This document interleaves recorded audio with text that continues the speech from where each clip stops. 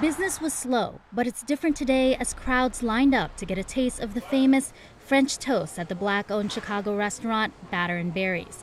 More than 70 Black-owned Chicago restaurants are celebrating Juneteenth, which commemorates the end of slavery in the U.S.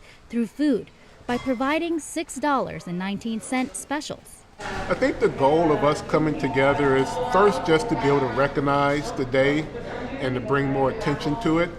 And hopefully this will be the start of a movement.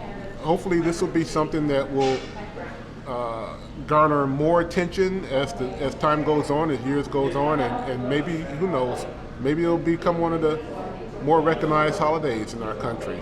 Juneteenth is important because it signifies the freedom of the last remaining slaves in the U.S. On June 19, 1865, 250,000 Black people were freed in Galveston, Texas, 2 years after Abraham Lincoln signed the Emancipation Proclamation. This is the first time Batter & Berries is participating in the Juneteenth event, and owner Craig Richardson didn't want to miss it. I think it's important.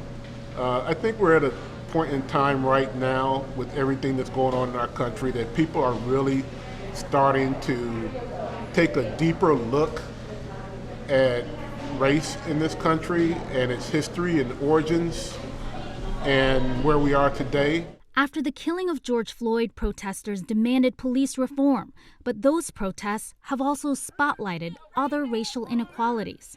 For example, minority-owned businesses are approximately 3 times as likely to be denied loans than non-minority businesses. So spending money at Black-owned businesses is one way consumers can directly support Black communities.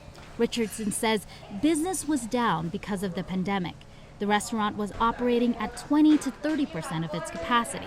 Since the George Floyd protests, the restaurant is now at 50% capacity.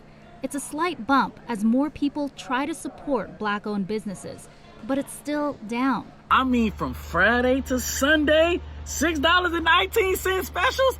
You can't beat that. Jeremy Joyce is the founder of Black People Eats, a company that promotes Black restaurants. His team organized and hosted this Juneteenth restaurant celebration. So that's really was the inspiration, just to educate people on Juneteenth through food, because one of our mottos is food is culture.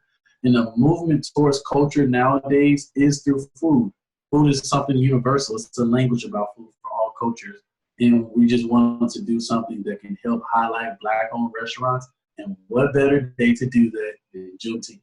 Nationwide, other Black-owned restaurants are celebrating Juneteenth in their own way.